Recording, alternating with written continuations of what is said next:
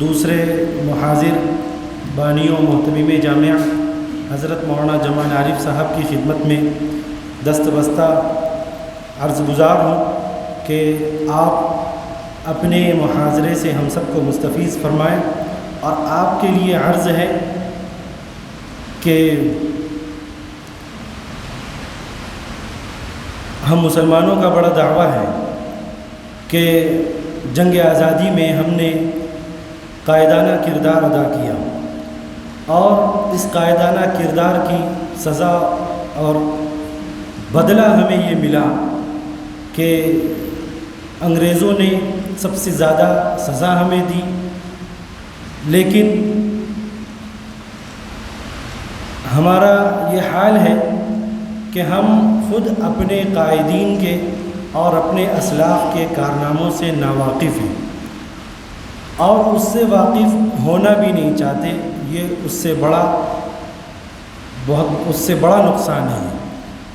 وائے ناکامی متاع کارواں جاتا رہا، کارواں کے دل سے احساس زیاں جاتا رہا۔ گزشتہ دنوں جب تقریری پروگرام تھا، اس میں ایک طالب علم نے تقریر تھی، اس نے ایک جملہ کہا کہ ہم لوگ جن ناموں کا ذکر بار بار سنتے ہیں ان میں مسلم نام بہت کم آ رہے ہیں۔ آج کی جو جنریشن ہندوستان میں موجود ہے، اس کو جن فریڈم فائٹرز کے نام بتائے جاتے ہیں، ان فریڈم فائٹرز میں مسلم نام نہ کے برابر ہے۔ حالانکہ اگر آپ تاریخ کے اوراق کھنگالیں گے تو سب سے زیادہ نام مسلم قائدین ہی کے ملیں گے، سزا یافتہ لوگوں میں، چاہے انہیں جیل ہوئی ہو، چاہے انہیں پھانسی پر لٹکایا گیا ہو، چاہے انہوں نے انگریزوں کے خلاف کسی بھی طرح کی کوئی قربانی دی ہو، کوئی موومنٹ میں حصہ لیا ہو۔ آئیے آج اپنی تاریخ سے واقف ہونے کے لیے اور آزادی ہند میں مسلمانوں کے کردار اور بطور خاص علماء کے قائدانہ کردار سے واقف ہونے کے لیے ہم محتمم جامعہ حضرت مولانا جمال عارف صاحب سے درخواست کرتے ہیں کہ اپنی ارشادات عالیہ سے ہم سب کو مستفید فرمائیں۔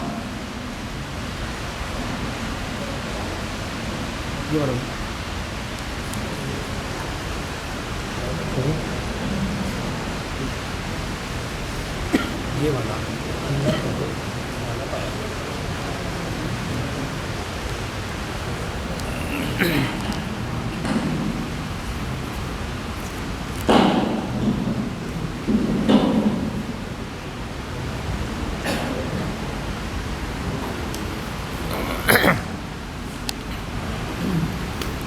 بسم اللہ الرحمن الرحیم، الحمد للہ رب العالمین، والصلاة والسلام على سید الانبیاء والمرسلین وعلى آلہ واصحابہ اجمعین، اما بعد۔ قابل صد احترام حضرات اساتذہ جامعہ ابو الحسن علی ندوی رحمہ اللہ اور جامعہ کے عزیز طلباء، آج کی اس مجلس میں ہمارے محاضرے کا عنوان ہے جنگ آزادی میں مسلمانوں کا حصہ۔ میں اپنی بات کا آغاز مشہور شاعر اختر شیرانی کے ان اشعار سے کرنا چاہتا ہوں کہ عشق و آزادی بہار زیست کا سامان ہے، عشق و آزادی بہار زیست کا سامان ہے، عشق میری جان آزادی میرا ایمان ہے، عشق میری جان آزادی میرا ایمان ہے، عشق پر کر دوں فدا میں اپنی ساری زندگی، عشق پر کر دوں فدا میں اپنی ساری زندگی، لیکن آزادی پہ میرا عشق بھی قربان ہے۔ عزیز طلباء، ہندوستان کی جنگ آزادی میں مسلمانوں کا کردار، یہ عنوان بہت ہی وسیع و عریض ہے اور بہت عمیق ہے۔ کسی ایک مجلس اور ایک محاضرے میں ان کی تفصیلات کا احاطہ نہیں کیا جا سکتا، لیکن میں اس موقع پر آپ حضرات کے گوش و گزار کچھ عناوین ضرور کر دینا چاہتا ہوں، تاکہ ان عناوین سے متعلق آپ کے پاس اچھا خاصا مواد ہو جو آپ اس موضوع پر پائی جانے والی مختلف کتابوں کا مطالعہ کر کے اکٹھا کر سکے۔ آج کے اس محاضرے میں بھی آپ کو بہت ساری باتیں معلوم ہوں گی، لیکن اگر عنوانات آپ ذہن نشین کر لیں بلکہ قلم بند کر لیں تو شاید آئندہ ان عنوانات پر آپ کو مطالعے کا شوق پیدا ہو، اور پھر اس کے بعد آپ کے پاس جنگ آزادی میں مسلمانوں کے کردار اور ان کے حصے سے متعلق بہت زیادہ معلومات اکٹھا ہو سکتی ہیں۔ لہٰذا آپ جب قلم اور کرتاس لے کر بیٹھے ہیں اور سنجیدگی کا مظاہرہ کر رہے ہیں اور یہ بتلا رہے ہیں کہ ہم اس محاضرے میں روایتی طور پر صرف جلسہ سننے کے لیے نہیں بیٹھے ہیں بلکہ کچھ سیکھنے کے لیے بیٹھے ہیں، اور سیکھنے کا عمل تام اور مکمل ہوتا ہے لکھنے کے ساتھ۔ استعن بیمینک اور قید العلم بالکتابتی۔ لہٰذا جن طلبہ کے پاس قلم و کرتاس نہیں ہے وہ دائیں بائیں دیکھ رہے ہیں، پریشان ہو رہے ہیں اور اپنی اس غفلت پر ندامت اور شرمندگی کا اظہار کر رہے ہیں بلکہ افسوس کر رہے ہیں۔ ایسا نہیں ہونا چاہیے۔ جب ایک محاضرہ دیا جانا ہے تو آپ کو معلوم ہونا چاہیے کہ محاضر بڑی تیاری کے ساتھ آتا ہے۔ مولانا نعیم الرحمن صاحب نے بھی محاضرہ دیا تو آپ نے دیکھا کہ کیسے کاغذات لے کر اپنے ساتھ آئے، نوٹس لکھ کر اپنے ساتھ لائے۔ ہمارے سامنے بھی نوٹس موجود ہیں۔ واقعہ یہ ہے کہ کوئی بھی وقیع علمی محاضرہ بغیر تیاری کے اور بغیر نوٹس تیار کیے ہوئے نہیں دیا جا سکتا ہے۔ آپ کا بھی یہی شیوا اور یہی طرز عمل رہنا چاہیے کہ آئندہ کسی موضوع پر آپ کچھ کہنا چاہتے ہو، محاضرہ پیش کرنا چاہتے ہو تو ایک نوٹس تیار کر لیں تاکہ اس کی مدد سے ٹو دا پوائنٹ قیمتی علمی باتیں پیش کر سکے۔ تو جن عناوین پر آج میں روشنی ڈالنا چاہتا ہوں، سب سے پہلے ان عناوین کو بتلا دینا چاہتا ہوں تاکہ کم از کم آپ ان عناوین کو لکھ لیں اور پھر یہ ذہن نشین کر لیں کہ ہمیں ان عناوین سے متعلق زیادہ سے زیادہ معلومات اکٹھا کرنا ہے اور اس پر مطالعہ کرنا ہے۔ سب سے پہلا عنوان ہے پہلی جنگ آزادی 1954 میں۔ نواب وردی علی خان کے ذریعے 1954 نہیں، معاف کیجیے، 1754 میں جنگ آزادی کی پہلی جنگ 1754 میں بنگال میں نواب وردی علی خان کے ذریعے۔ دوسری جنگ پلاسی 1757 میں۔ دوسری جنگ پلاسی 1757 میں۔ تیسری جنگ بکسر 1764 میں۔ تیسری جنگ بکسر 1764 میں۔ یہ 3 جنگیں ہو گئی، 3 پوائنٹس ہو گئے۔ چوتھا پوائنٹ لکھیے، جنگ آزادی میں سلطان حیدر علی اور ٹیپو سلطان شہید کا کردار۔ جنگ آزادی میں سلطان حیدر علی اور ٹیپو سلطان شہید کا کردار۔ پانچواں پوائنٹ ہوگا تحریک شہیدین، حضرت سید احمد شہید اور حضرت اسماعیل شہید رحمۃ اللہ علیہ کے ذریعے برپا کی گئی تحریک۔ کیا نام ہے اس کا؟ تحریک شہیدین۔ نمبر 6 1857 کی جنگ، 1857 کی جنگ جس کو انگریزوں نے غدر کا نام دیا اور مسلمانوں نے اس کو جہاد آزادی کا نام دیا۔ تو نمبر 6 کیا ہے؟ 1857 کی جنگ آزادی۔ نمبر 7، 1866 میں دارالعلوم دیوبند کا قیام۔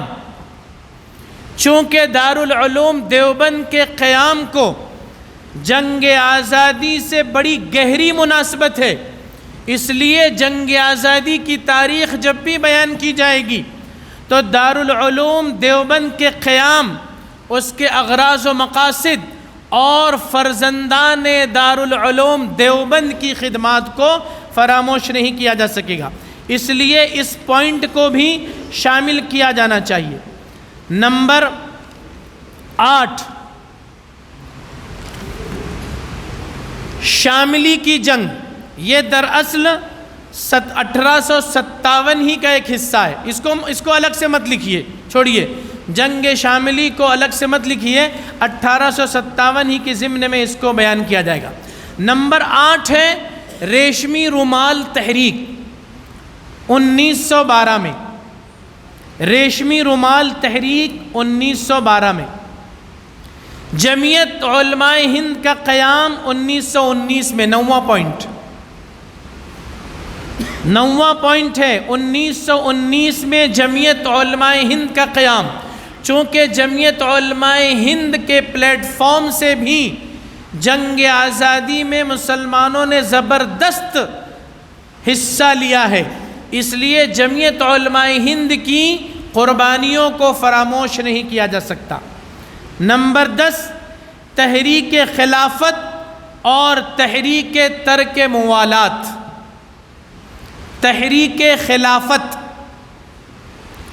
اور تحریک ترک موالات، یہ کیا ہے؟ تحریک خلافت اور تحریک ترک موالات، یہ انشاءاللہ آپ کو تفصیل سے بعد میں بتلائیں گے، لیکن یہ 10 پوائنٹ ہیں جو آج آپ کے سامنے پیش کیے جانے ہیں۔ ممکن ہے کہ سب پر روشنی نہیں ڈالی جا سکے گی اور سب کے بارے میں خاطر خواہ تفصیلات نہیں آ سکے گی، وقت کی تنگی کے باعث بھی اور اس وجہ سے بھی کہ ہم سب کچھ نہیں لا سکے ہیں، اکٹھا نہیں کر سکے ہیں، لیکن یہ پوائنٹس ہم نے دے دیے ہیں۔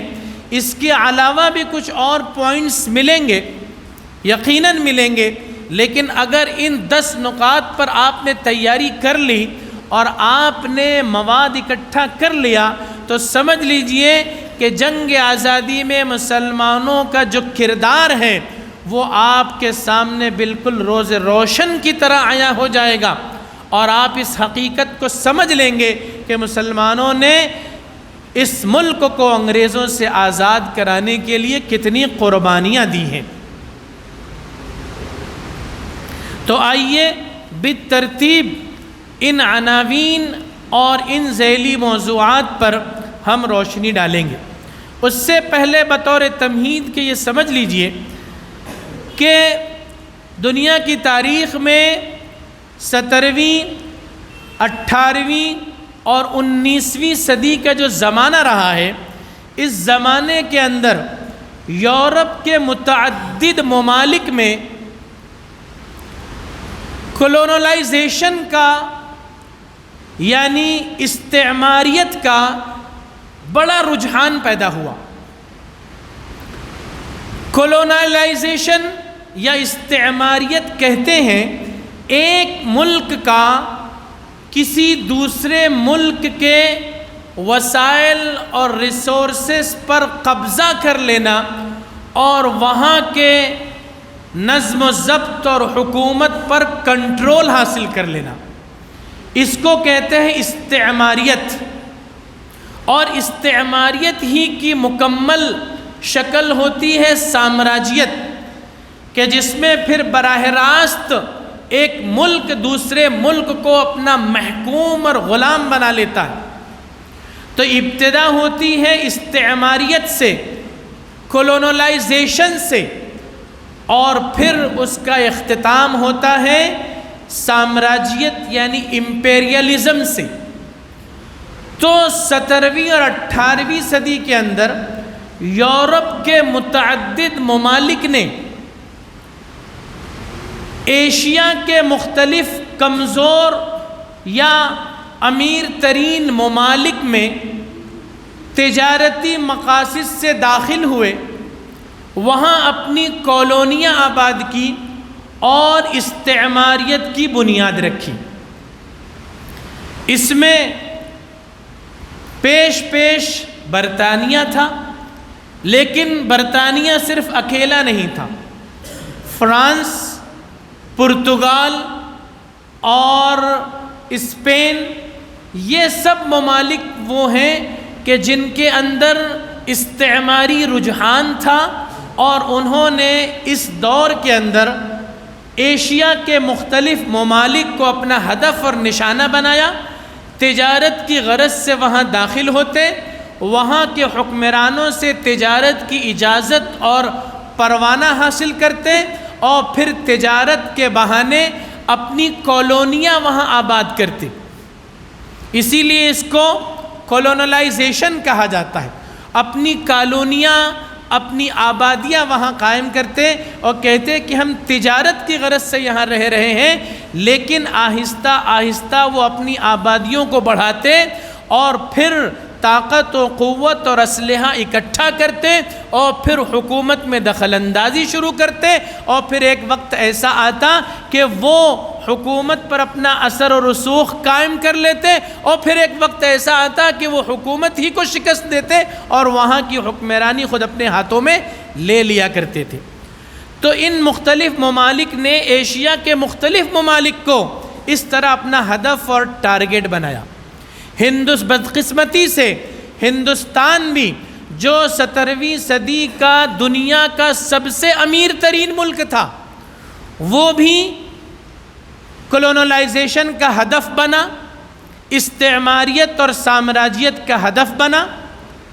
یہاں صرف انگریز ہی نہیں آئے، یہاں فرانسیسی بھی آئے اور پرتگالی بھی آئے اور ڈچ بھی آئے، لیکن انگریزوں کی استعماریت سب پر غالب آ گئی اور انگریزوں نے پورے ملک کو اپنے قبضے میں کر لیا، اور آہستہ آہستہ فرانس اور پرتگال اور دیگر ممالک کے لوگوں کو جو تجارت کی غرض سے یہاں آئے تھے کسی نہ کسی درجے میں، وہ بھی اپنا اثر و رسوخ قائم کر رہے تھے، ان سب کو بہرحال انہوں نے شکست دے دی اور ہندوستان پر پورے طور پر جو ہے وہ انگریز قابض ہو گئے۔ تو یہ اس زمانے اور اس دور کا ایک رجحان تھا، اور صرف ایشیائی ممالک میں نہیں بلکہ متعدد افریقی ممالک کے اندر بھی یہ نظام استعماریت اور سامراجیت کا قائم ہوا، اور اس میں پیش یہی یورپی ممالک رہے۔ اور پھر 20ویں صدی کا جو زمانہ تھا، وہ 20ویں صدی کا زمانہ استعماریت اور سامراجیت سے خلاصی اور چھٹکارے کا زمانہ تھا، اور آہستہ آہستہ ان ممالک کو آزادی ملنا شروع ہوئی۔ چنانچہ آپ مختلف ایشیائی ممالک کی آزادی کی تاریخ آپ پڑھیں گے تو آپ کو اندازہ ہوگا کہ 1901 سے 1950 تک کے 1960 تک کا یہ جو زمانہ ہے، اسی زمانے میں یہ مختلف ممالک آزادی حاصل کرتا رہے، اور اس میں خاص طور سے برطانیہ بہت پیش تھا کہ جس نے بہت سارے ممالک کو اپنا غلام بنا لیا تھا اور اپنی وہاں حکمرانی قائم کر رکھی تھی۔ اسی لیے کہا جاتا تھا کہ برطانیہ کا سورج کبھی غروب نہیں ہوتا، برطانیہ کا سورج کبھی غروب نہیں ہوتا، کہ اگر مغربی ممالک میں سورج غروب ہوتا تو مشرقی ممالک میں طلوع ہو جاتا، مغرب میں بھی جو ہے وہ برطانیہ کی حکمرانی اور مشرق میں بھی برطانیہ۔ کیا مسئلہ ہے؟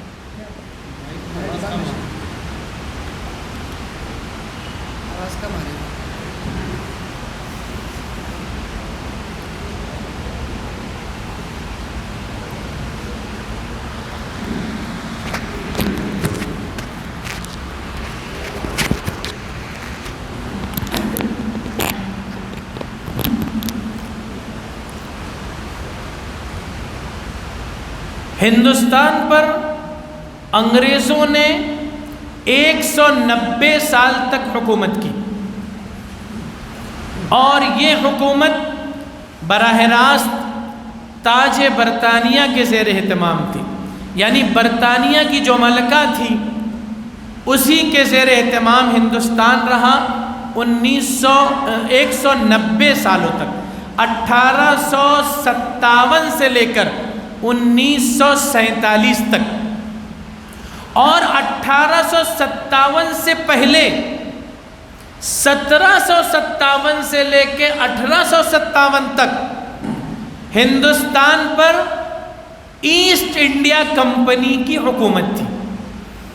یہ ایسٹ انڈیا کمپنی بھی انگریزوں کی تھی، برطانیہ کی تھی، لیکن یہ 100 سالہ جو حکمرانی تھی وہ براہ راست برطانیہ کی نہیں تھی، بلکہ برطانیہ کی ایک تجارتی کمپنی ایسٹ انڈیا کمپنی کی تھی۔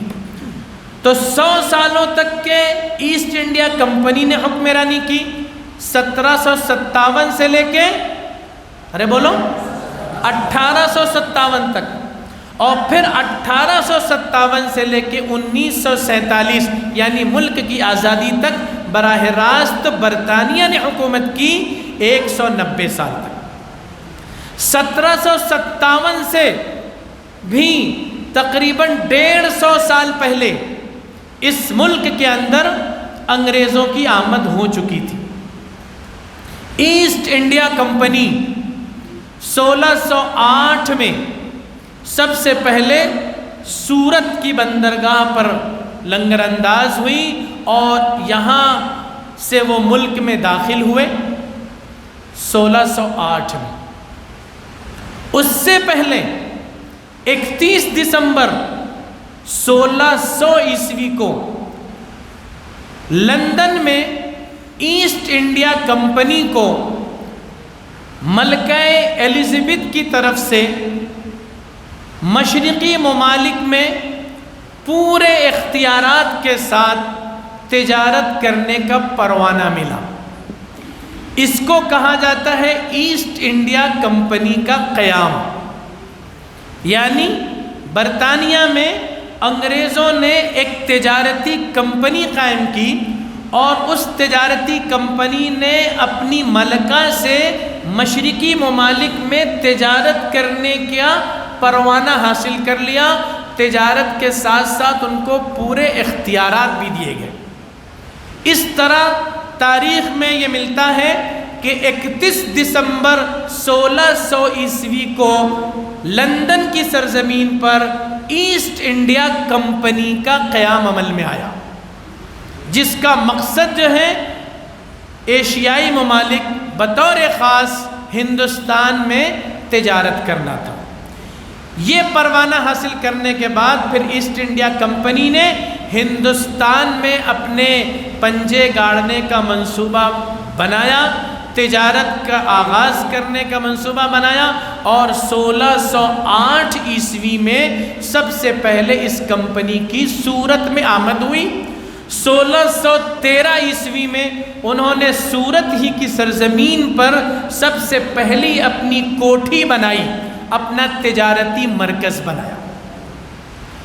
یہ وہ زمانہ تھا کہ جب ہندوستان کے اکثر حصوں پر مغلوں کی حکمرانی تھی، لیکن اس کے علاوہ متعدد نوابی ریاستیں بھی قائم تھیں، ہندو ریاستیں بھی قائم تھیں، لیکن مغل فرمانروا یہ نور الدین جہانگیر تھے،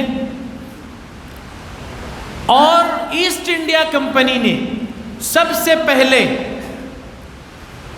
جہانگیر ہی سے ہندوستان میں تجارت کرنے کا پروانہ اور اجازت حاصل کیا۔ کئی سالوں تک کے جہانگیر نے ان کو اجازت دینے سے انکار کیا،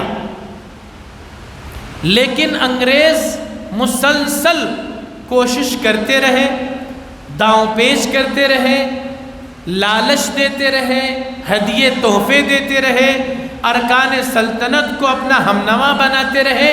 ایک مدت کے بعد پھر بہرحال انگریز شاہجہاں سے پورے ہندوستان میں تجارت کرنے کا پروانہ حاصل کرنے میں کامیاب ہو گئے۔ اس اجازت نامے کے بعد ایسٹ انڈیا کمپنی کو ہندوستان کی ہر بندرگاہ پر اور ہندوستان کے ہر مرکزی شہر میں تجارت کرنے اور تجارتی کمپنیاں قائم کرنے کی اجازت مل گئی۔ گویا وہاں سے انگریزوں نے پورے ملک ہندوستان کے اندر تجارتی نقطہ نظر سے اپنی کوٹھیاں، اپنے مراکز، اپنی کمپنیاں، اپنی فیکٹریاں قائم کرنا شروع کر دی۔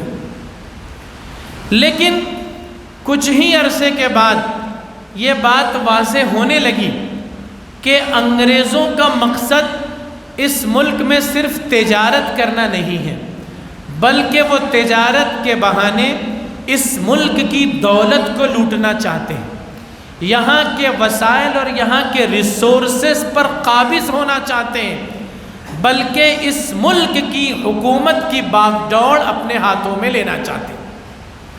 بہت آہستہ سے انہوں نے یہ کام کیا اور بہت آہستہ آہستہ یہ چیز سامنے آنے لگی، یہاں تک کہ تقریباً 150 سال کا عرصہ جب گزر گیا ایسٹ انڈیا کمپنی کو، تو یہ بات پورے طور پر واضح ہو گئی کہ ایسٹ انڈیا کمپنی تو حکومت میں مداخلت کر رہی ہے، حکومتوں پر اپنا اثر و رسوخ قائم کر رہی ہے، اور وہ تو حکمرانی کے خواب دیکھ رہی ہے۔ ایسٹ انڈیا کمپنی کے ان خطرناک عزائم اور منصوبوں کو سب سے پہلے جس شخص نے بھانپ کر ان کے خلاف عملی اقدام کیا اور عملی جدوجہد کی، وہ تھے نواب کے بنگال کے نواب جناب علی وردی خان۔ بنگال کے نواب علی وردی خان یہ پہلے نواب تھے جنہوں نے یہ محسوس کر لیا کہ ایسٹ انڈیا کمپنی کے خلاف اب مسلح جدوجہد کرنا ضروری ہے، اس لیے کہ یہ تو اپنے پنجے گاڑ رہی ہے، یہ تو حکمرانی کے خواب دیکھ رہی ہے اس ملک کے اندر۔ چنانچہ 1754 میں نواب علی وردی خان نے انگریزوں کے خلاف مسلح جدوجہد کی، اور بنگال میں ایسٹ انڈیا کمپنی کے 2 مراکز تھے، ایک ولیم فورٹ قلعہ تھا اور دوسرے ڈائمنڈز ہاربر ایک بندرگاہ تھی، یہ دونوں انگریزوں کے مراکز تھے۔ تو علی وردی خان نے فورٹ ولیم پر حملہ کیا اور حملہ کر کے اس کو تہس نہس کیا، انگریزوں کو وہاں سے مار بھگایا، یہاں تک کہ انگریز شکست کھائے بنگال میں، اور پھر وہ ڈائمنڈز ہاربر کی بندرگاہ میں پناہ لینے پر مجبور ہوئے، اور مجبور ہو کر انہوں نے مصالحت کی، اور اس مصالحت میں ان کے جو تیور تھے وہ گویا کہ کم ہوئے، ان کے اختیارات سلب کیے گئے، ان کو دی گئی بہت ساری اجازتیں اور مراعات ان سے چھین لی گئی۔ تو نواب علی وردی کے ذریعے جو جنگ برپا کی گئی تھی، جنگ آزادی کی تاریخ میں اس کو سب سے پہلی جنگ قرار دیا جا سکتا ہے انگریزوں کے خلاف۔ لہذا یہ مضمون ہمیشہ آپ کے ذہنوں میں رہنا چاہیے کہ انگریزوں کے خلاف سب سے پہلی باقاعدہ جنگ اگر کسی نے لڑی ہے تو وہ مسلمان نواب علی وردی خان تھے، جو بنگال کے تھے، نواب سراج الدولہ کے وہ نانا تھے، اور اس جنگ میں ان کو کامیابی بھی ملی۔ انہوں نے انگریزوں کو فورٹ ولیم سے مار بھگایا اور ان کی مراعات کو بڑی حد تک کہ ان کو چھین لیا، سلب کر لیا، گویا انگریز وہاں پسپا ہوئے۔ لیکن ظاہر ہے کہ یہ ہندوستان کے صرف ایک علاقے کی بات تھی، مختلف علاقوں پر وہ پنجے گاڑ چکے تھے۔ پہلی جنگ آزادی 1954 کی، اس کے بعد علی وردی خان کے بعد اس کے ناتی یعنی نواسے سراج الدولہ بنگال کے نواب ہوئے۔ انہوں نے بھی محسوس کیا کہ ایسٹ انڈیا کمپنی اب ہمارے لیے خطرہ ہے، اس لیے کہ انگریزوں نے شکست کے بعد بھی ہتھیار نہیں ڈالے تھے، اپنے منصوبوں کو انہوں نے ختم نہیں کر دیا تھا، بلکہ در پردہ ان کے منصوبے جاری تھے، اور وہ اس طرح کی سازشیں کر رہے تھے کہ کس طرح بنگال کی اس سلطنت کا خاتمہ ہو سکے۔ تو نواب سراج الدولہ نے خطرے کو محسوس کیا، تو 1757 میں نواب سراج الدولہ نے پھر انگریزوں سے مقابلہ کیا۔ یہ جنگ پلاسی کے مقام پر ہوئی۔ پلاسی ایک گاؤں کا، ایک علاقے کا نام ہے، تو وہاں یہ جنگ لڑی گئی تھی، اس لیے اس جنگ کو جنگ پلاسی کہا جاتا ہے۔ اور اس جنگ پلاسی میں نواب سراج الدولہ کی قیادت میں انگریزوں سے مقابلہ ہوا، لیکن بدقسمتی کی بات یہ ہوئی کہ انگریز جو یہ جانتے تھے کہ ہم میدان کارزار میں فتح حاصل نہیں کر سکیں گے اور نواب سراج الدولہ کو شکست نہیں دے سکیں گے، تو انہوں نے سازشیں رچی، اور اس سازش میں انہوں نے یہ کیا کہ نواب سراج الدولہ کے جو سپہ سالار اعظم تھے میر جعفر، اس کو انہوں نے خرید لیا، اس کو انہوں نے اپنا ہم نوا بنا لیا۔ اور قیمت کیا لگائی؟ کیا قیمت لگائی ہوگی آپ اندازہ کیجئے؟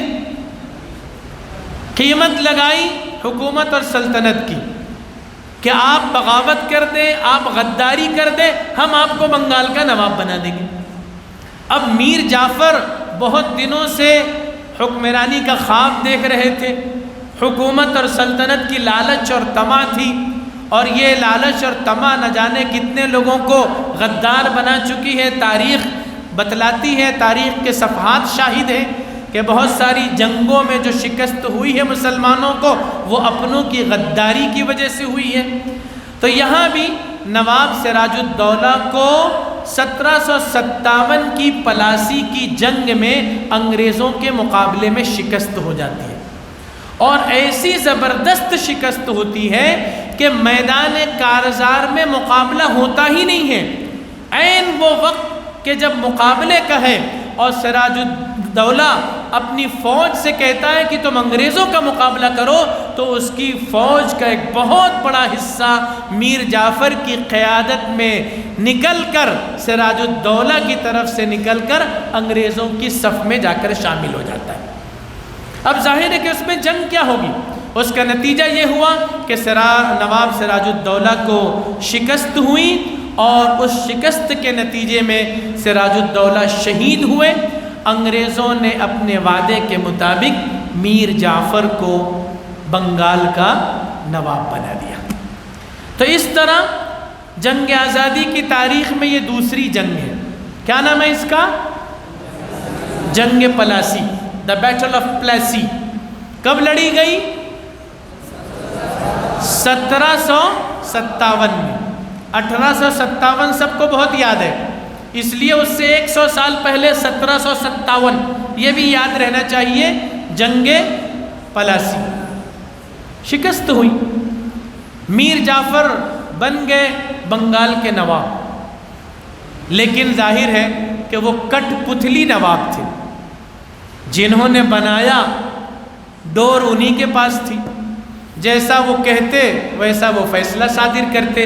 اس کے نتیجے میں انگریزوں کو بہت زیادہ مراعات مل گئی، دولتیں بھی انہوں نے خوب لوٹ لی، اور اپنے لیے بہت سارے پروانے بھی اسے انہوں نے حاصل کر لیا۔ لیکن غداری ہوتی ہے، زیادہ دن تک کہ اس کی چمک دمک باقی نہیں رہتی۔ صرف 3 سال کا عرصہ گزرا، میر جعفر کو بھی احساس ہو گیا کہ میں نے بہت بڑی غلطی کی انگریزوں پر بھروسہ کر کے۔ اب ذرا سا اس نے رخ بدلنا شروع کیا کہ انگریزوں نے اس کو معزول کر دیا، انگریزوں نے اس کو معزول کر دیا، اور پھر اس کے معزول کیے جانے کے بعد میر قاسم بنگال کے نواب بنائے گئے۔ میر قاسم معاف کیجیے گا، نواب میر قاسم جو ہے وہ بنگال کے نواب بنائے گئے، نوٹ کر لیجئے، میر قاسم بنگال کے نواب بنائے گئے۔ اب میر قاسم جب بنگال کے نواب بن گئے تو اس کے بعد پھر 1764 میں تیسری جنگ لڑی گئی، اس کا نام ہے جنگ بکسر، اس کا نام ہے جنگ بکسر۔ یہ بکسر کے مقام پر لڑی گئی تھی جو بہار میں ایک جگہ ہے، اس لیے اس کا نام جنگ بکسر رکھا گیا، دا بیٹل آف بکسر، 1764 میں لڑی گئی۔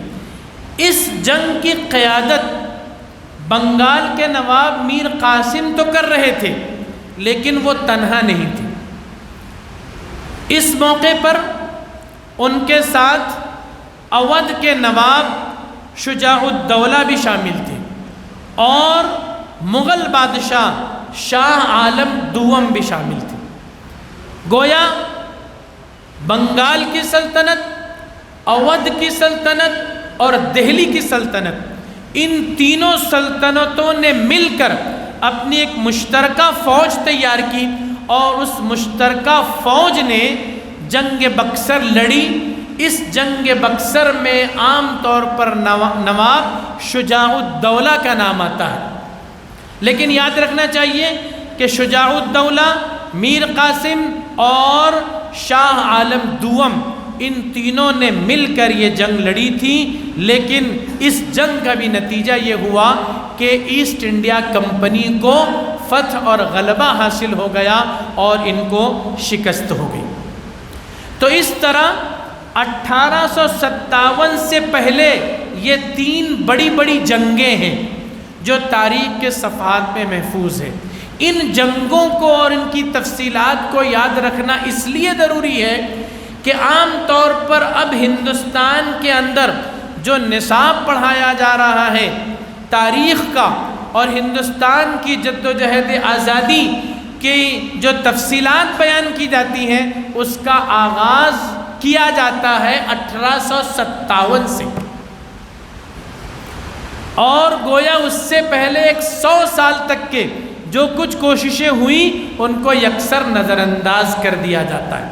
اس لیے ہمیں یہ معلوم رہنا چاہیے کہ ہندوستان میں جد و جہد آزادی کا آغاز 1857 سے نہیں ہوتا ہے، بلکہ باقاعدہ اور منظم جد و جہد کا آغاز کب سے ہوتا ہے؟ 1754 سے ہوتا ہے، نواب علی وردی خان کے ذریعے۔ پھر 1757 میں بھی ایک جنگ لڑی جاتی ہے، پھر 1764 میں بھی ایک جنگ لڑی جاتی ہے۔ ان کے نام، ان کے سنین اور ان کی تفصیلات آپ کو یاد رکھنا ہے۔ اچھا، صرف اتنا ہی نہیں، ابھی 1857 سے پہلے اور بھی جنگیں۔ سنیے چوتھا پوائنٹ جو میں نے کہا تھا کہ حیدر علی خان اور ٹیپو سلطان شہید رحمت اللہ علیہ کا کردار جنگ آزادی میں۔ واقعہ یہ ہے کہ ہندوستان کے جنوب میں سلطنت خداداد کے نام سے میسور کی سلطنت تھی، جس کے حاکم اور فرمانروا حیدر علی خان تھے، جو سلطان ٹیپو شہید کے والد بزرگوار تھے۔ حیدر علی خان اور ٹیپو سلطان شہید، یہ دونوں حضرات بھی اپنی ایمانی فراست سے سمجھ رہے تھے کہ انگریز ملک کے لیے بہت بڑا خطرہ ہے، اس لیے انہوں نے ہمیشہ انگریزوں کی سرکوبی کی کوشش کی، مختلف محاذ پر ان سے لڑے اور مختلف رجواڑوں کو اور مختلف جو ہے وہ حکومتوں کو، علاقائی حکومتوں کو بھی متوجہ کرتے رہے کہ ہم سب کو مل کر انگریزوں کے خلاف لڑنا ہے۔ چنانچہ حیدر علی خان اور ٹیپو سلطان شہید ان دونوں نے مل کر انگریزوں کے خلاف 4 جنگیں لڑی ہیں۔ کتنی جنگیں لڑی ہیں؟ 4 جنگیں لڑی ہیں۔ ان جنگوں کو اینگلو میسور وار کا نام دیا جاتا ہے۔ اینگلو میسور وار اس کا نام دیا جاتا ہے، یا اینگلو میسور جنگ کا نام دیا جاتا ہے۔ 4 جنگیں تھیں، نمبر 1 2 3 4 کے نام سے اس کو یاد کیا جاتا ہے۔ تو یہ بھی ذہن نشین ہونا چاہیے، 1857 سے پہلے 4 جنگیں حیدر علی خان اور ٹیپو سلطان لڑ چکے ہیں، اور ان 4 جنگوں میں پہلی 2 جنگوں میں ان کو فتح حاصل ہوئی، اور آخری کی 2 جنگوں میں شکست کا سامنا کرنا پڑا۔ پہلی جو جنگ تھی وہ 1767 سے لے کے 1769 تک رہی، 2 سال تک جاری رہی، اور دوسری جنگ 1780 سے لے کے 1784 تک جاری رہی۔ تو آپ دیکھیں گے کہ پہلی جنگ کے اندر نواب حیدر علی خان یہ کمانڈنگ کر رہے تھے، اور ٹیپو سلطان شہید ان کے انڈر میں ماتحتی میں وہ بھی جو ہے ایک سپہ سالار کی حیثیت سے اس میں جنگ میں شریک تھے۔ انگریزوں کو شکست ہوئی۔ دوسری جنگ یہ بھی حیدر علی خان کی قیادت میں لڑی گئی، لیکن یہ جنگ تقریباً 4 سال تک کے دراز رہی۔ اسی درمیان 1782 میں حیدر علی خان کا انتقال ہو گیا، اور وہ سرطان یعنی کینسر کے مرض میں مبتلا ہو کر انتقال کر گئے، وفات پا گئے۔ ان کی وفات کے بعد ٹیپو سلطان شہید نواب ہوئے میسور کے، سلطنت خداداد کے، اور پھر انہوں نے زمام قیادت سنبھالی اور انگریزوں کے خلاف اپنی لڑائی کو جاری رکھا۔ تو دوسری جو جنگ تھی اس میں 2 عرصے تک حیدر خان نے قیادت کی، ان کے والد نے، اور بعد کے 2 سال سے ٹیپو سلطان شہید۔ تیسری اور چوتھی جو جنگ تھی یہ خالصتاً اس میں ٹیپو سلطان شہید رحمۃ اللہ علیہ نے قیادت کی، اور بہت بھرپور انداز سے انگریزوں کے خلاف جنگ کی۔ لیکن واقعہ یہ تھا کہ انگریز صرف میدان کارزار میں نہیں لڑتے تھے، وہ سازشوں کا جال بنتے تھے۔ آپ آس پاس کی جتنی علاقائی حکومتیں ہوتی تھی، جتنے راجے رجواڑے ہوتے تھے، جتنی نوابی سلطنتیں ہوتی تھی، ان سب کو وہ خریدتے تھے، اپنا ہم نوا بناتے تھے، لالچ دیتے تھے، اور ان سب کو میسور کی سلطنت کے خلاف جو ہے کھڑا کرتے تھے، یا کم از کم وہ یہ کہتے تھے کہ آپ ہمارے مقابلے میں نہیں آؤ گے۔ اور ادھر حیدر علی خان اور ٹیپو سلطان شہید ان کو اپنا ہم نوا بنانے کی پوری کوشش کرتے تھے کہ بھائی ہم سب ہندوستانی ہیں، ہم سب کو مل کر ان کا مقابلہ کرنا چاہیے۔ لیکن نہ نظام دکن کو یہ بات سمجھ میں آئی، نہ مرہٹوں کو یہ بات سمجھ میں آئی، انہوں نے ٹیپو سلطان شہید کا ساتھ نہیں دیا، جس کا نتیجہ یہ ہوا کہ آخری 2 جنگوں میں شکست کا سامان کرنا، منہ دیکھنا پڑا۔ تیسری جنگ کے اندر ٹیپو سلطان شہید کو ایسی شکست ہوئی اور ایسا معاہدہ کرنا پڑا کہ آدھی سلطنت وہ انگریزوں کو دینے پر مجبور ہو گئے، کروڑوں روپیے بطور ٹیکس اور ہرجانے کے دینے پر مجبور ہو گئے، اور اتنا ہی نہیں اپنے 2 شہزادوں کو ان انگریزوں نے یرغمال بنا لیا اور ان کو اپنا قیدی بنا کر رکھا، صرف اس لیے کہ آپ اس معاہدے سے انحراف نہیں کریں گے۔ ضمانت کے طور پر آپ کے 2 شہزادے ہمارے پاس یرغمال رہے۔ اس کے بعد جو آخری جنگ ہوئی وہ 1799 میں ہوئی۔ 1799 میں ٹیپو سلطان شہید نے اپنی پوری طاقت جھونک دی انگریزوں کے خلاف، لیکن یہاں ان کو شکست کا سامنا کرنا پڑا اپنے ہی غداروں کی وجہ سے۔ پورنیا پنڈت جو ٹیپو سلطان شہید کے اتالیق بھی تھے، استاد اور مربی بھی تھے، حیدر علی خان ان کے والد بزرگوار نے بچپن ہی سے ان کو ان کا استاد اور اتالیق بنایا تھا، اور وہ بڑے صاحب علم تھے، تجربہ کار تھے، اپنے تربیت کی انہوں نے۔ لیکن آگے چل کر ٹیپو سلطان شہید نے جب ان پر غیر معمولی اعتماد کرنا شروع کیا اور ان کو اپنا وزیر اعظم بنا دیا، تو یہی پورنیا پنڈت نے انگریزوں سے ساز باز کر لی اور اس طرح سلطان ٹیپو شہید کو 1799 کی جنگ میں شکست کا سامنا کرنا پڑا اور سرنگا پٹنم کے میدان میں ٹیپو سلطان شہید ہو گئے۔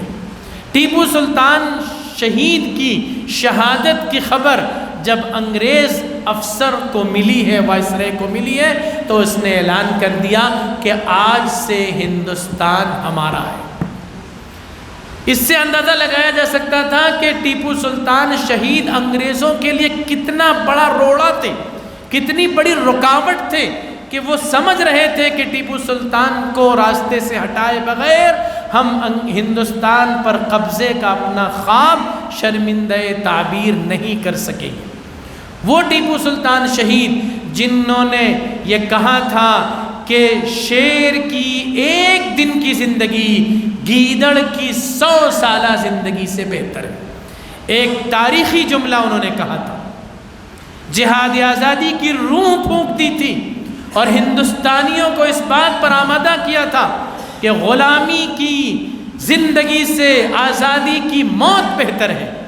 شیر کی 1 سالہ زندگی کے مقابلے میں گیدڑ کی 100 سالہ زندگی، شیر کی 1 دن کی زندگی اس کے مقابلے میں بہتر ہے۔ تو یہ ٹیپو سلطان شہید اور حیدر علی خان کی قربانیاں بھی جنگ آزادی کا حصہ ہے۔ آج کے دور میں اس کو جنگ آزادی کا حصہ مانا ہی نہیں جاتا، اس لیے آپ کو اس پر اصرار ہونا چاہیے کہ نہیں، جنگ آزادی کی رودات جب ہم بیان کریں گے تو ان جنگوں کا ہم ضرور تذکرہ کریں گے، مسلم بادشاہوں اور سلاطین کی قربانیوں کا ضرور تذکرہ کریں گے، اور یہ سب تو بڑی بڑی سلطنتیں تھیں، بڑی بڑی جنگیں تھیں۔ اس کے علاوہ اس میں ایک اور بڑا نام ہے تحریک شہیدین کا، حضرت سید احمد شہید اور حضرت اسماعیل شہید رحمۃ اللہ علیہ کے ذریعے برپا کی گئی تحریک۔ یہ تحریک دراصل فکر ولی اللہ پر مبنی تھی۔ حضرت شاہ ولی اللہ رحمۃ اللہ علیہ کی فکر، حضرت شاہ عبدالعزیز رحمۃ اللہ علیہ کی کڑھن، اس کا مظہر تھا یہ تحریک شہیدین۔ حضرت سید احمد شہید رحمۃ اللہ علیہ کے ذریعے جو تحریک برپا کی گئی تھی، اس تحریک کا مقصد ہندوستان کے اندر احیاء خلافت تھا اور انگریزوں کا خاتمہ کر کے اسلامی حکومت قائم کرنا تھا۔ چونکہ حضرت سید احمد شہید رحمۃ اللہ علیہ کی تحریک کا یہ واضح مقصد تھا، اس لیے آج اس کو جنگ آزادی کا حصہ نہیں قرار دیا جاتا۔ کیسے قرار دیں گے؟ وہ کہتے ہیں کہ وہ تو اسلامی حکومت قائم کرنا چاہتے تھے۔ تو اسلامی حکومت قائم کرنا اس وقت یہ تو بالکل فطری عمل تھا۔ کیوں؟ انگریزوں نے ملک کس سے چھینا تھا؟ مسلمانوں سے چھینا تھا نا۔ انگریز جب یہاں آئے تو کس کی سلطنت قائم تھی پورے ملک ہندوستان پر؟ مغلیہ سلطنت تھی۔ تو جب مسلمانوں سے حکومت چھینی ہے تو انگریزوں سے جب دوبارہ حکومت واپس لی جائے گی تو کس کے ہاتھ میں اقتدار آئے گا؟ مسلمانوں کے اقتدار میں آئے گا۔ وہ مسلمان جو حاکم بن کر محکوم بن گئے تھے، اب دوبارہ ان کو حاکم بننا ہے۔ حضرت سید احمد شہید رحمۃ اللہ علیہ کی تحریک کا یہ واضح مقصد تھا، لیکن اس مقصد کے اندر اس ملک سے انگریزوں کو بھگانا یہ شامل تھا، انگریزوں کے قدموں کو اکھاڑ دینا یہ شامل تھا۔ اس اعتبار سے یہ تحریک جنگ آزادی کا بھی حصہ ہے۔ اور واقعہ یہ ہے کہ حضرت سید احمد شہید رحمۃ اللہ علیہ نے اس تحریک کے اندر عملاً انگریزوں کو زک پہنچایا، انگریزوں کے حلیفوں سے جنگیں لڑی، اور ان کے خطوط یہ بتلاتے ہیں کہ ان کے مقاصد میں انگریزوں کی حکومت کا خاتمہ شامل تھا۔ اس کے لیے انہوں نے سکھ حکمرانوں کو اپنے ساتھ شامل کرنے کی دعوت بھی دی تھی، لیکن وہ ان کے ساتھ نہیں آئے تھے۔ حضرت سید احمد شہید رحمۃ اللہ علیہ کی یہ تحریک جو برپا تھی، اس کا آغاز تو بہت پہلے ہو چکا تھا، لیکن 1826 میں عملاً جہاد کا آغاز ہوا، جو 1831 تک جاری رہا۔ اس طرح آپ کہہ سکتے ہیں کہ جنگ آزادی ہند میں 1826 سے لے کر 1831 تک حضرت سید احمد شہید رحمۃ اللہ علیہ اور ان کی تحریک کا بھی حصہ ہے۔ 4 سال تک کے یہ جہاد چلتا رہا، اور اس میں باقاعدہ حضرت سید احمد صاحب نے سنت نبوی کے اعتبار سے پہلے ہجرت کی، صوبہ سرحد پہنچے، وہاں کے بعض علاقوں کو فتح کر کے اس کو اسلامی ریاست میں تبدیل کیا، امیر المؤمنین بنے اور شرعی بنیادوں پر جہاد کیا، اور جہاد کے لیے جب آگے بڑھے، ہندوستان پر حملہ کرنا چاہا تو سکھ حکومتیں آڑے آئی، اور یہ سکھ حکومتیں انگریزوں کی حلیف تھی، اس لیے حضرت سید احمد صاحب نے پہلے اس کو راستے سے ہٹانا ضروری سمجھا، اور ان سے مقابلہ ضروری ہو گیا تھا، اس لیے سید صاحب کا براہ راست مقابلہ انگریزوں سے نہیں ہوا، لیکن انگریزوں کے حلیف سکھوں سے ہوا۔ دشمن کا دوست بھی دشمن ہوتا ہے، دشمن کا دوست بھی دشمن ہوتا ہے، سکھ انگریزوں کے دوست ہو گئے تھے، اس لیے وہ دشمن رہے، اور سید صاحب نے ان سے جنگیں لڑی، متعدد جنگوں میں فتوحات حاصل ہوئی، لیکن پھر اخیر میں 1831 میں بالا کوٹ کے میدان میں سکھوں کے خلاف جو جنگ لڑی گئی، اس میں حضرت سید احمد شہید رحمۃ اللہ علیہ اور حضرت اسماعیل شہید رحمۃ اللہ علیہ یہ شہید ہو گئے، اور ان کی شہادت سے یہ تحریک شہیدین کا جو جہاد والا حصہ تھا وہ بڑا متاثر ہوا، لیکن ختم نہیں ہوا۔ حضرت سید صاحب کے مریدین، متوسلین، ان کے خلفاء یہ الگ الگ علاقوں میں بٹ گئے، اور وہاں بٹنے کے بعد انہوں نے انگریزوں کے خلاف جہاد کی روح پھونکنے کا عمل جاری رکھا، اور حضرت سید احمد شہید رحمۃ اللہ علیہ کے انہی خلفاء اور مریدین کے ذریعے پورے ملک ہندوستان میں جہاد آزادی کی جو روح پھونکی، اسی کا نتیجہ تھا کہ 1857 میں پورے ملک کے اندر انگریزوں کے خلاف ایک زبردست معرکہ ہوا۔ تو جس 1857 کی جنگ کو ہمارے برادران وطن جنگ آزادی کی پہلی کوشش قرار دیتے ہیں، اس جنگ آزادی کا سور پھونکنے والے بھی کون تھے؟ مسلمان تھے، فکر ولی اللہ کے علمبردار علماء تھے، حضرت سید احمد شہید رحمۃ اللہ علیہ کے خلفاء اور مریدین تھے۔ تو یہ ہے مسلمانوں کا حصہ۔ اور اب 1857 کی جو جنگ آتی ہے، وہ جنگ جس کو سب سے پہلی جنگ کہا جاتا ہے، اس جنگ آزادی میں بھی قیادت مسلمانوں کے ہاتھ میں تھی، قیادت مسلمانوں کے ہاتھ میں تھی۔ جو 10 پوائنٹ میں نے دیے، اس میں سے 5 پوائنٹ پر 5 نقاط پر میں نے روشنی ڈالی ہے، اور بقیہ 5 ابھی باقی ہیں، اور وقت کتنا ہو گیا ہے،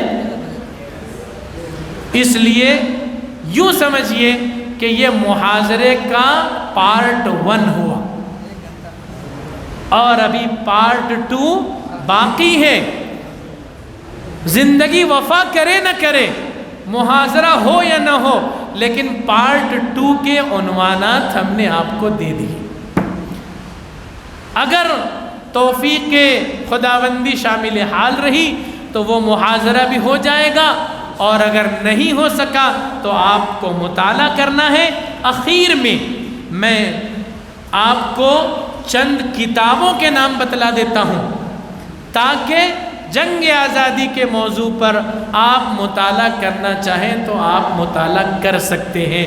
گویا اس محاضرے کے اخیر میں ہم آپ کو خود ایک ہتھیار اور ایک اوزار حوالے کر رہے ہیں، آپ اس کو کام میں لا کر معرکہ سر کر سکتے ہیں۔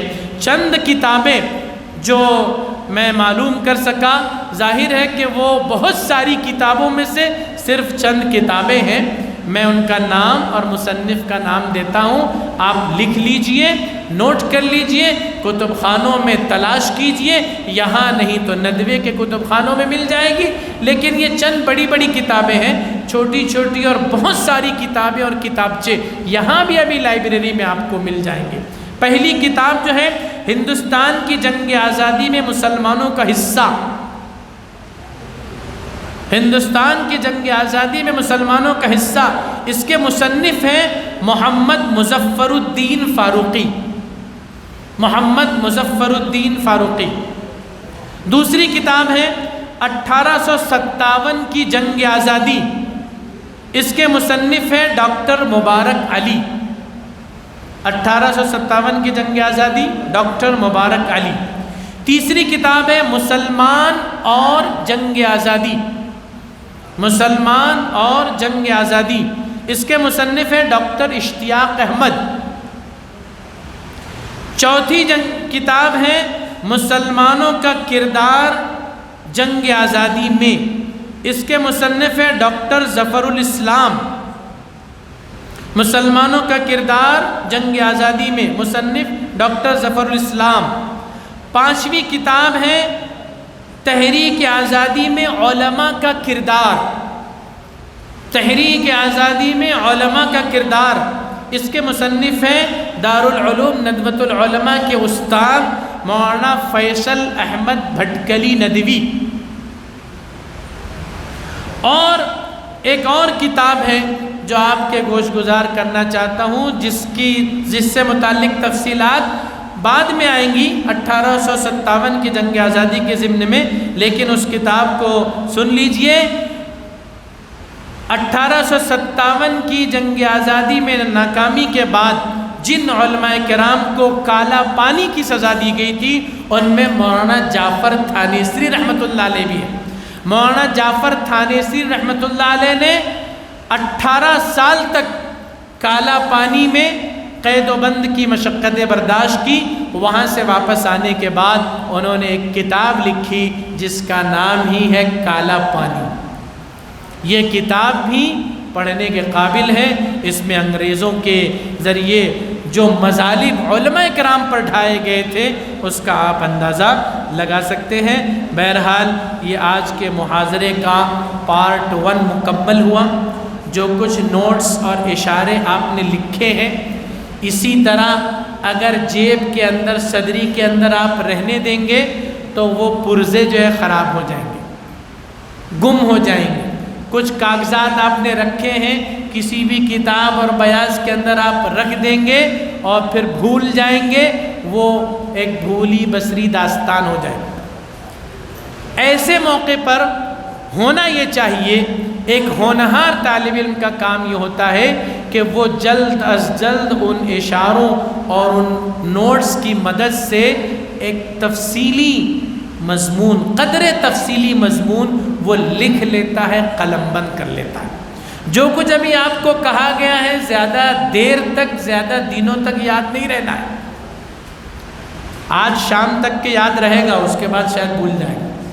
بعض تو بولتے ہیں کہ مجلس سے اٹھنے کے بعد ہی ہم بھول جاتے ہیں، لیکن ایسا نہیں، میں سمجھتا ہوں کہ بھولتے نہیں۔ اگر آج آپ کوئی وقت نکالیں گے یکسوئی کا اور ان اشارات کو جو نوٹ کیا گیا ہے کم از کم وہ 5 پوائنٹس جو آپ کو بتلائے گئے ہیں، اگر اپنی ان اشارات اور یادداشت جو یہاں میں نے کہی ہے ان باتوں کو آپ یاد کریں گے تو آسانی کے ساتھ آپ اس کو قدر تفصیل سے ساتھ لکھ لیں گے۔ یہ قدر تفصیل سے لکھنا ان ساری باتوں کو اور آپ کے ذہن و دماغ میں پیوست کر دے گا، راسخ کر دے گا۔ پھر اس مضمون کو آپ اپنی فائل میں لگا لینا۔ کہاں لگانا؟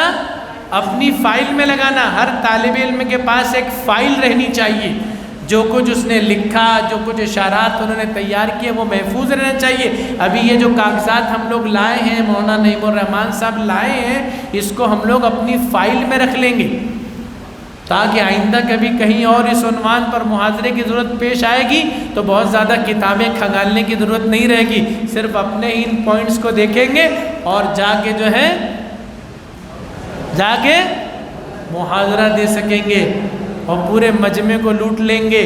سابقہ تیاری ضروری ہے، بغیر تیاری کے آئیں گے تو اناپ شناپ بولیں گے، وقت گزاری کریں گے اور بات ختم ہو جائے گی۔